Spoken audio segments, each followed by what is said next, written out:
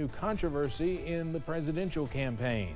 Plus, how some organizations in eastern Kentucky are helping flood victims in North Carolina. And rain chances are exiting out of eastern Kentucky. Find out when we'll see a nice amount of sunshine in a few minutes. Mountain News, first at 4, continues. The presidential candidates are battling over the border and name calling, while the vice presidential candidates are now just a day away from their first and only debate. CBS's Willie James Inman has more from Washington.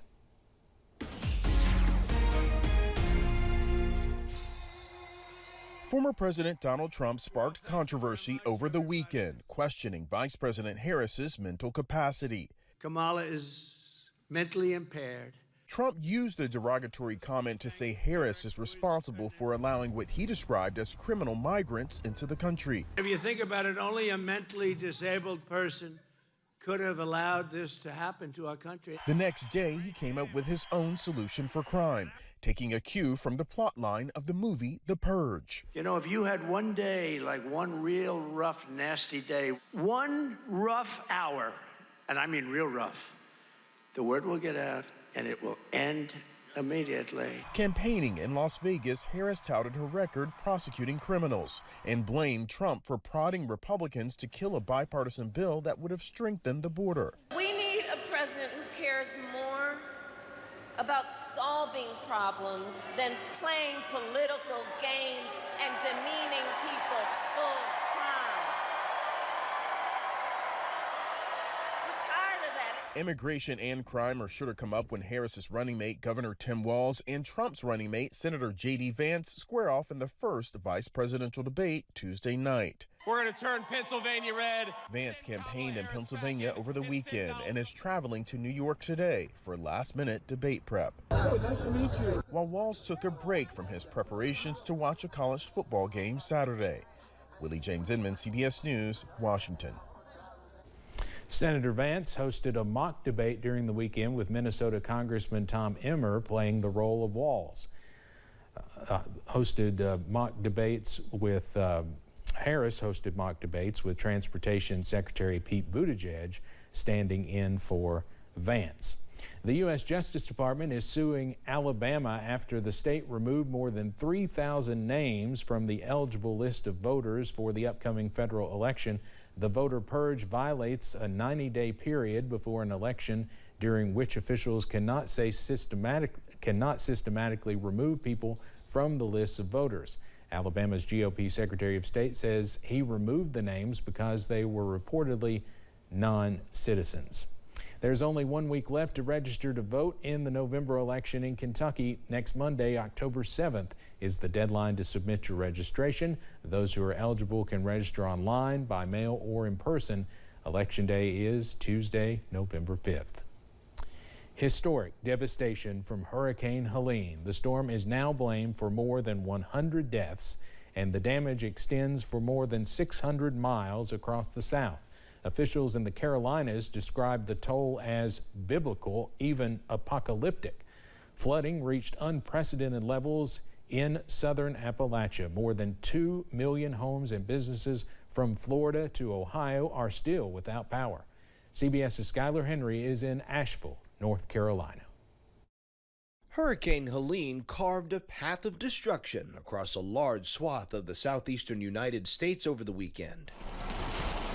After slamming into Florida's Big Bend Thursday night with 140-mile-per-hour winds and 15-foot storm surges.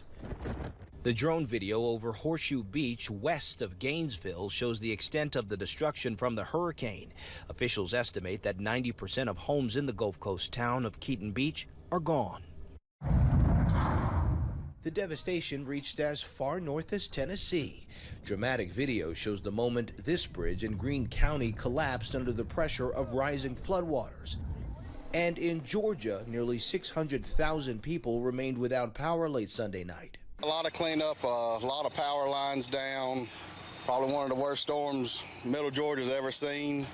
But the storm appears to have inflicted its worst damage in the Carolinas, where officials say more than 70 people have been found dead so far. A mother, Megan Dry watched as her 7-year-old son Micah and her parents got swept away into the flood. All were stranded on their roof when it collapsed into the water. Megan was rescued. Here in Asheville, catastrophic flooding cut off roadways, power lines, and cell service, isolating residents. 20 miles to the north, in the town of Marshall, Mayor Helene fears the cleanup could take years. Once all the water gets out of here and all the power gets restored, then we'll really be able to start a building process back. That's my neighbor's house. It's gone. One lifelong resident told CBS News that her entire neighborhood was destroyed. It's flooded before. It's gotten up to our bank and everything, and it's never been that bad. Skyler Henry, CBS News, Asheville, North Carolina. Kentuckians are mobilizing for people devastated by that severe weather, particularly in Tennessee and North Carolina. Supplies are being collected and emergency management personnel are preparing to head to the hard-hit areas. WYMT's Phil Pendleton has more from Breathitt County, where folks are already donating supplies. Breathitt County was hit especially hard by widespread and deadly flooding 2 years ago in July of 2022, and I am told by officials here that this community received a lot of help from out of state, primarily from Tennessee and North Carolina, and they say what they are doing this week is simply a way of returning the favor. Aspire Appalachia is taking up items at the KRMC Hospital in Jackson. They're wanting bottled water and sports drinks, baby diapers and wipes, and non-perishable food, among other items. Breathitt County was hit hard twice by flooding in 2021 and 2022. Many people lost everything. Packages began arriving from out of state, and now people here want to return some of those items to the hardest hit areas in North Carolina. We're seeing that cry all over Breathitt County, where people are wanting to pay it forward because there were so many people that received so much from other states and from other organizations when we were flooded here. So the cry is we got to pay it forward. The supplies will be collected all week long, and then they will be delivered on Saturday morning to a community in North Carolina. In Breathitt County, Phil Pendleton, now back to you. Kentucky Baptist Relief and Kentucky Emergency Management are also sending crews and assistance to the region, as is the Red Cross, of course. We will have more on efforts from here at home at 6 o'clock and later tonight.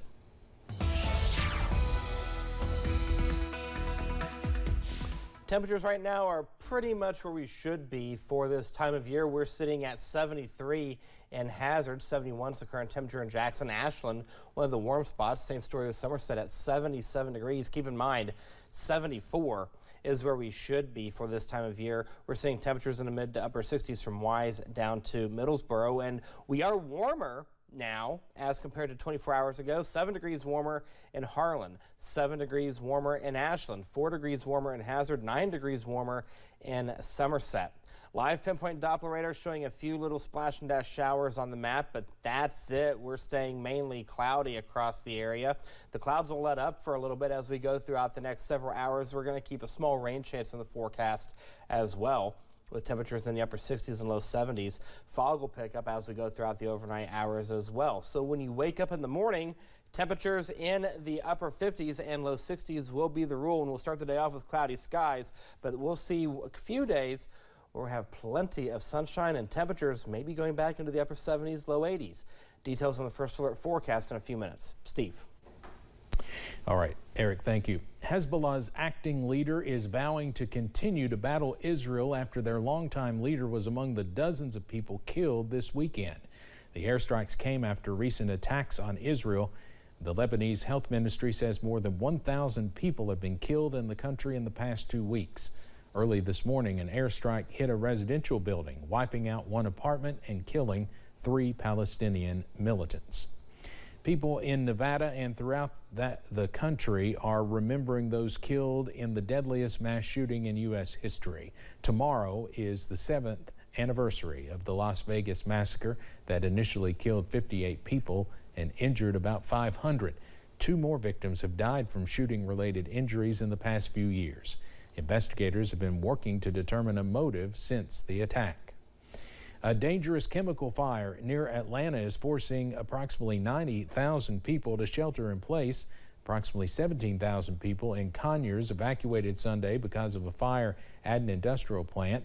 The Rockdale County Sheriff says water from a broken sprinkler head came in contact with a chemical that reacts with water and created a plume that could be seen for miles. The company that owns the plant says no injuries were reported. Thousands of Verizon users were without cell phone service today following a widespread outage. More than 104,000 users throughout the U.S. reported having little or no service this morning.